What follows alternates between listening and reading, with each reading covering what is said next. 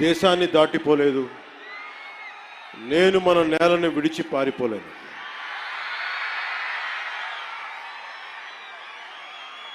చాలా కీలకమైన సభ ఇది. ఈ రోజున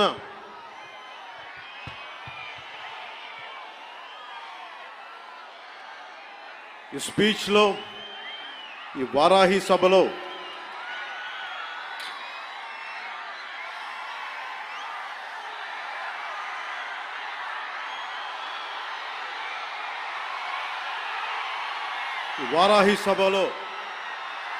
చాలా ప్రత్యేకమైనది.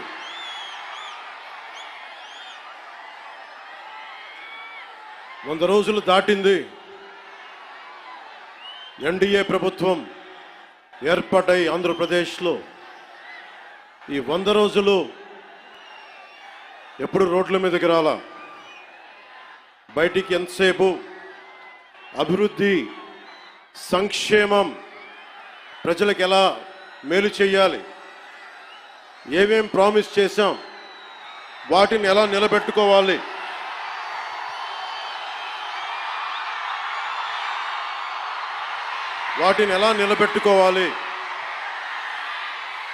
ఆర్థిక వ్యవస్థ దెబ్బతింది, దాన్ని ఎలా నిలబెట్టాలి. గౌరవ ముఖ్యమంత్రి శ్రీ చంద్రబాబు నాయుడు గారు కానీ, క్యాబినెట్ కానీ, ఎన్డీఏ ఎమ్మెల్యేలు కానీ, జనసేన కానీ అందరం ఒకటే ఆలోచిస్తూ ఉన్నాం.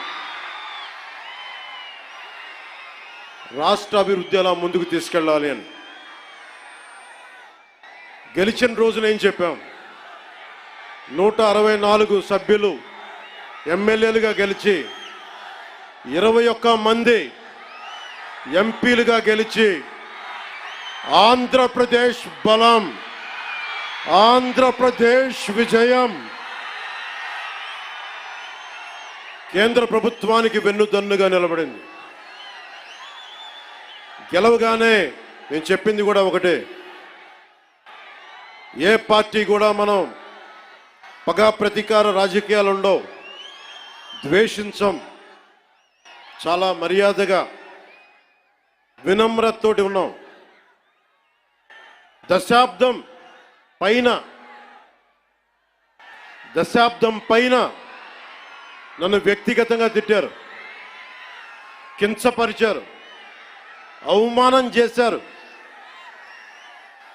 చాలా అవమానాలు పొందాం, పరాభావాలు చెందాం. ఏ రోజు పల్లెత్తు మాటల్లా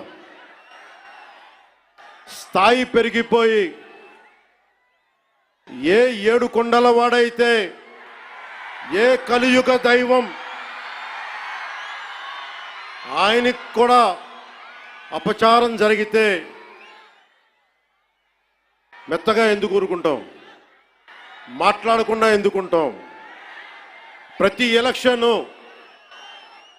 ప్రతిదీ రాజకీయ కోణంలోనే చూస్తామా? అన్ని రాజకీయాలేనా? అన్ని ఓట్ల కోసమేనా?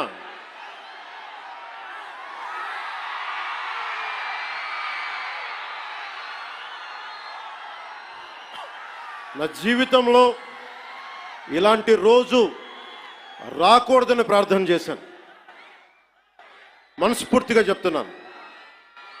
నా తల్లి పాదాల సాక్షిగా, వెంకటేశ్వరుడి పాదాల సాక్షిగా ఏ రోజు కూడా ఇలా మాట్లాడాల్సిన రోజు, అవసరం రాదు అనుకున్నా. కానీ వైసీపీ నాయకులు తెప్పించారు ఈ రోజున. ధర్మో రక్షతి రక్షితః. ధర్మాన్ని నువ్వు రక్షిస్తే ధర్మం నిన్ను రక్షిస్తుంది. దీనినే eminent jurist, legal luminary Nanibhoy Palkhivala గారు చెప్పారు ఒక మాట. ధర్మో రక్షతి రక్షతః అని ఆయన చెప్పిన మాట. లా ఈజ్ కోడిఫైడ్ ధర్మాన్ని. ధర్మాన్ని ఒక క్రమంలో బిగిస్తే, ఒక చట్టంలో బిగిస్తే అది చట్టం అవుద్దని. ఈ రోజున నాకు అన్యాయం జరిగింది, నేను బయటికి రాలా. అన్ని ధర్మాలకి గౌరవం ఇచ్చే సనాతన ధర్మానికి ప్రతిరోజు కొన్ని దశాబ్దాలుగా అవమానం చేస్తూనే ఉన్నారు, భరిస్తూనే ఉన్నాం. కల్తీ ప్రసాదాలు పెట్టారు. ఇదే తిరుపతిలో గతంలో జరిగిన వారాహి సభలో మీకు తెలియజేశాను, అపచారం జరుగుతోంది, సరిదిద్దుకోండి అని చెప్పాను. విన్లా 11 సీట్లకి భగవంతుడు కుదించిన బుద్ధిరాల.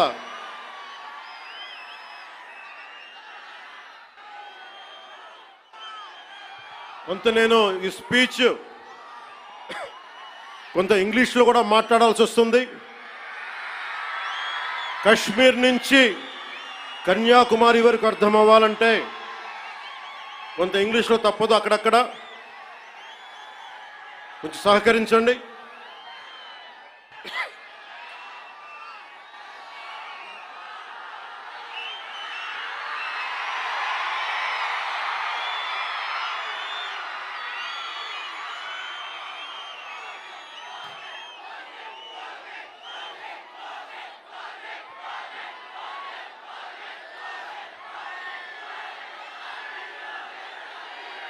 This is regarding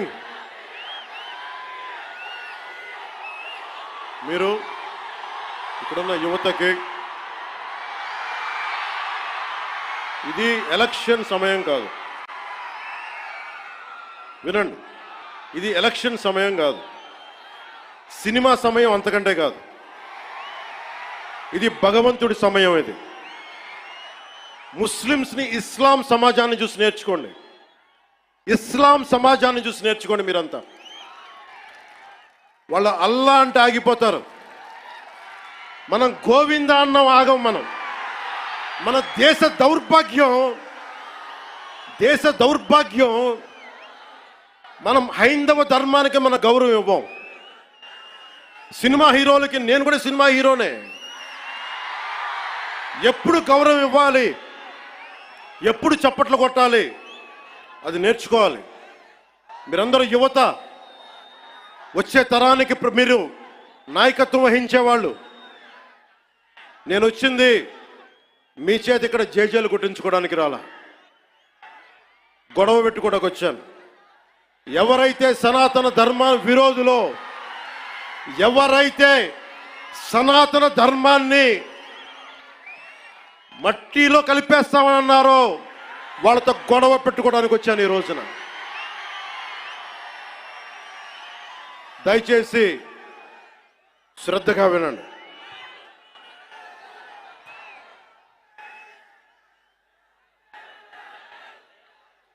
Today,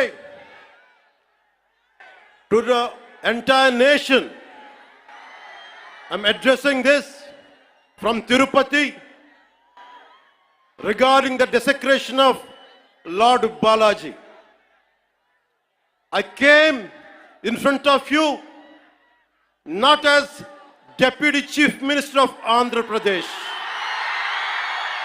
not as Janasena Party President,